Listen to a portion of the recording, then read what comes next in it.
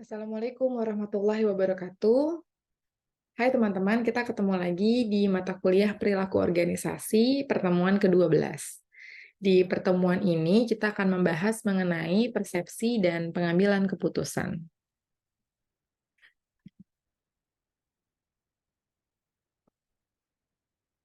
Suatu keputusan tidak akan memiliki tingkat keakuratan yang kuat jika tidak didukung berbagai informasi yang ada. Berbagai input informasi yang diterima akan dianalisis secara komprehensif oleh pihak manajemen perusahaan untuk dibentuk suatu rekomendasi keputusan yang bersifat alternatif, dan selanjutnya nanti alternatif-alternatif keputusan tersebut akan coba ditawarkan untuk diambil mana yang terbaik. Nah, pada bab ini kita akan membahas tentang pengambilan keputusan dan juga pengaruhnya terhadap manajemen kinerja di suatu organisasi bisnis. Sebelumnya kita akan membahas definisi dulu. Definisi persepsi pertama, ini menurut Stephen Robbins dan juga Timothy Judge, persepsi adalah sebuah proses individu mengorganisasikan dan menginterpretasikan kesan sensoris untuk memberikan pengertian pada lingkungannya. Kemudian, definisi keputusan menurut Irham Fahmi, keputusan adalah proses penelusuran masalah yang berawal dari latar belakang masalah, kemudian identifikasi masalah, hingga kepada terbentuknya kesimpulan atau rekomendasi. Rekomendasi itulah yang nanti selanjutnya dipakai dan digunakan sebagai pedoman basis dalam pengambilan keputusan. Jadi, besar pengaruh yang akan terjadi jika seandainya rekomendasi yang dihasilkan tersebut terdapat kekeliruan atau misalnya ada kesalahan yang tersembunyi karena faktor ketidakhati-hatian dalam melakukan pengkajian masalah.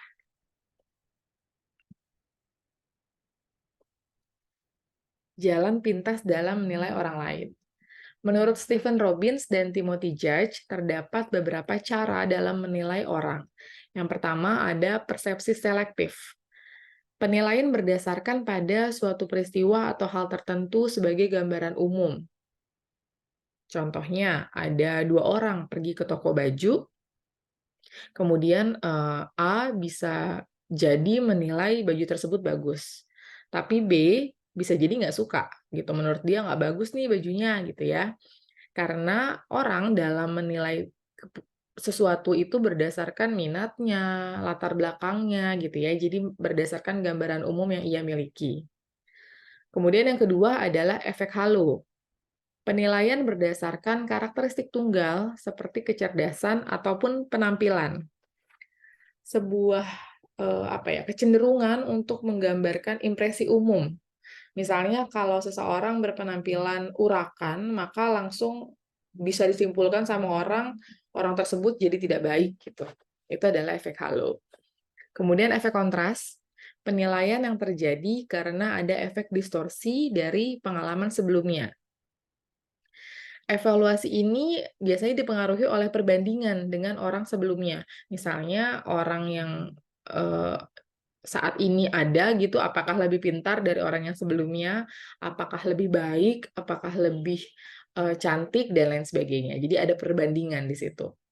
Kemudian yang keempat, stereotip. Menilai seseorang berdasarkan persepsi kita pada asal kelompoknya. Contohnya menilai berdasarkan suku gitu. Suku A dianggap suka bekerja keras, maka semua orang yang berasal dari suku A tersebut akan dianggap sebagai pekerja keras. Itu adalah jalan pintas dalam menilai orang lain. Lalu ada tahap-tahap pengambilan keputusan. Untuk memudahkan pengambilan keputusan, maka perlu dibuat tahap-tahap yang bisa mendorong kepada terciptanya keputusan yang diinginkan. Nah, di sini ada tahapan-tahapan yang bisa dilakukan. Yang pertama, mengidentifikasi masalah secara jelas dan gamblang atau mudah dimengerti. Kemudian yang kedua, membuat daftar masalah yang akan dimunculkan dan menyusunnya secara prioritas dengan maksud agar adanya sistematika yang lebih terarah dan juga terkendali. Yang ketiga, melakukan identifikasi dari setiap masalah tersebut dengan tujuan untuk lebih memberikan gambaran secara lebih tajam dan terarah secara lebih spesifik. Kemudian memetakan setiap masalah tersebut berdasarkan kelompoknya masing-masing yang kemudian selanjutnya dibarengi dengan menggunakan model atau alat uji yang dipakai. Yang kelima, memastikan kembali bahwa alat uji yang dipergunakan tersebut telah sesuai dengan prinsip-prinsip dan kaidah-kaidah yang berlaku pada umumnya. Di sisi lain, Simon mengatakan pengambilan keputusan ini berlangsung melalui 4 tahap. Tahap pertama adalah intelligence, kemudian tahap kedua design, tahap ketiga choice, dan tahap keempat implementasi.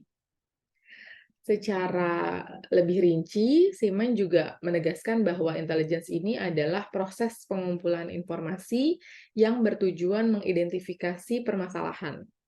Kemudian kalau desain adalah tahap perencanaan atau perancangan solusi terhadap masalah yang ada. Biasanya pada tahap ini dikaji berbagai macam alternatif pemecahan masalah. Ya, kemudian nanti akan dipilih satu alternatif yang dijadikan solusi. Kemudian choice adalah tahap mengkaji kelebihan dan kekurangan dari berbagai macam alternatif yang ada dan memilih yang terbaik. Ini tadi, dari alternatif yang sudah ada di tahap desain, maka pada tahap choice dipilih yang terbaik. Kemudian implementation adalah tahap pengambilan keputusan dan kemudian melaksanakannya. Proses pengambilan keputusan.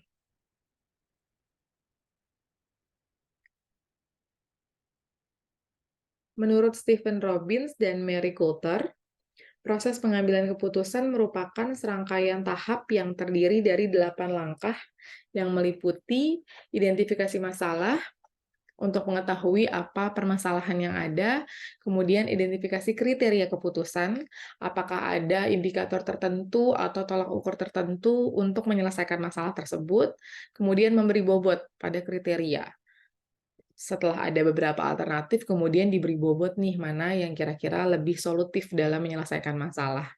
Kemudian mengembangkan alternatif jika memang ada alternatif yang diberikan untuk menjadi solusi. Kemudian menganalisa alternatif tersebut dan akhirnya memilih alternatif yang terbaik. Kemudian melaksanakan alternatif tersebut, dan terakhir mengevaluasi efektivitas keputusan. Jika dirasa ternyata alternatif yang dipilih tidak bisa menyelesaikan masalah, maka proses ini akan kembali ke awal lagi, yaitu kita identifikasi lagi masalahnya. Kita lihat dalam proses yang sudah kita lalui ini, apakah ada hal-hal yang terjadi kesalahan sehingga solusi atau alternatif yang dipilih tadi tidak menyelesaikan masalah. Perubahan dalam keputusan. Dalam proses berlangsungnya suatu keputusan, tentu tidak selamanya berlangsung sesuai dengan rencana yang diharapkan. Secara umum, dampak perubahan keputusan tersebut dapat dikelompokkan menjadi 2 kelompok perubahan. Yang pertama ada incremental changes, dan yang kedua ada turbulence change. Incremental change merupakan dampak perubahan keputusan yang dapat diperkirakan atau ditaksir berapa persentase perubahan yang akan terjadi ke depannya, tentu berdasarkan data-data yang terjadi di masa lalunya. Kemudian turbulent change merupakan pengambilan keputusan dalam kondisi perubahan yang sulit untuk diperkirakan. Contohnya bencana alam, perubahan kondisi politik, demonstrasi, atau lain sebagainya. Nah, walaupun data-data tersebut ada, namun kejadian seperti itu belum tentu memiliki kesamaan kondisi dengan situasi yang terdahulu. Pengambilan keputusan dalam berbagai kondisi. Penerimaan informasi dari berbagai sumber menjadi catatan bagi pihak manajemen untuk menindaklanjutinya. Secara umum, informasi yang masuk itu kadangkala terjadi dalam berbagai kondisi, seperti kondisi pasti, kondisi tidak pasti, kondisi konflik. Nah, untuk memahami lebih dalam ketiga bentuk kondisi tersebut, kita bisa lihat penjelasan ini ya. Yang pertama tadi adalah kondisi pasti. Dalam kondisi pasti, proses pengambilan keputusan yang dilakukan adalah berlangsung tanpa ada banyak alternatif. Keputusan yang diambil sudah jelas pada fokus yang dituju. Nah, ini ada beberapa teknik yang bisa dipergunakan sebagai penyelesaian pengambilan keputusan di dalam kondisi pasti ini, yaitu bisa menggunakan program linier atau secara aljabar linier, dan juga bisa menggunakan analisis jaringan kerja. Misalnya menggunakan Critical Path Method atau CPM, dan juga Project Evaluation and Review Technique, atau disebut juga dengan PERT. Lalu kondisi tidak pasti. Pada kondisi seperti ini, proses lahirnya keputusan akan lebih sulit atau lebih kompleks dalam artian keputusan yang dibuat belum diketahui nilai probabilitasnya atau hasil yang mungkin diperoleh. Nah, situasi seperti ini dimungkinkan sekali terjadi dikarenakan minimnya informasi yang diperoleh, baik informasi yang sifatnya hasil penelitian ataupun rekomendasi lisan dari yang ahli gitu ya, yang bisa dipercaya. Untuk menghindari timbulnya masalah dalam situasi yang tidak pasti seperti ini, sebaiknya melakukan riset terlebih dahulu, mencari informasi sebanyak mungkin, kemudian menggunakan beberapa metode pengambilan keputusan yang paling sesuai dengan setiap kondisi masalah yang mungkin timbul. Lalu, kondisi yang ketiga adalah kondisi konflik. Pada kondisi konflik, pengambilan keputusan yang dilakukan akan menimbulkan dampak yang mungkin saja bisa merugikan salah satu pihak. Dalam keadaan seperti ini, lahirnya keputusan sebelumnya telah diawali oleh keadaan yang saling bertentangan antara satu pihak dengan pihak yang lainnya.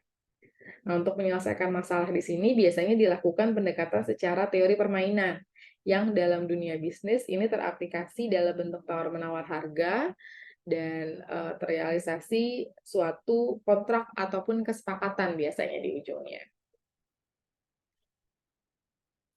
Karakteristik pengambilan keputusan dan pengaruhnya bagi perusahaan. Dalam pengambilan keputusan yang dilakukan, maka ada faktor yang turut mempengaruhinya, yaitu karakteristik sang pengambil keputusan. Latar belakang karakter ini menjadi bagian yang dominan untuk dikaji sebagai bahan analisis pendukung. Karakteristik tersebut secara umum dapat dibagi menjadi 3, yaitu yang pertama takut pada risiko atau risk avoider, lalu hati-hati pada risiko atau risk indifference, dan juga suka pada risiko atau risk seeker, atau sering juga disebut risk lover.